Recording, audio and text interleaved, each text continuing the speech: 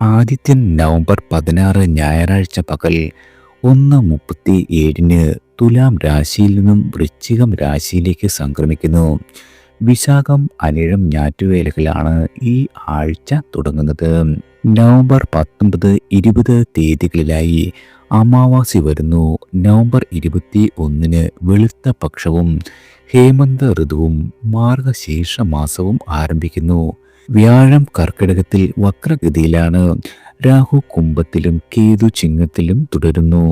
ശനി മീനം രാശിയിൽ പൂരുരുട്ടാതിയിൽ വക്രഗതിയിൽ സഞ്ചരിക്കുന്നു. ബുധനും ചൊവ്വയും വൃശ്ചികത്തിലും ശുക്രൻ തുലാത്തിലും സഞ്ചരിക്കുന്നു. കുജബുധന്മാർക്ക് മൗഢ്യമുണ്ട്. ഈ ഗ്രഹനിലയുടെ അടിസ്ഥാനത്തിൽ അശ്വതി മുതൽ രേവതി വരെയുള്ള 27 നക്ഷത്രങ്ങളിൽ ജനിച്ച ആളുകളുടെ ഈ ആഴ്ചത്തെ വാരഫലമാണ്. ആദ്യം അശ്വതി നക്ഷത്ര ജാതകരാണ്. നിങ്ങൾക്ക് പല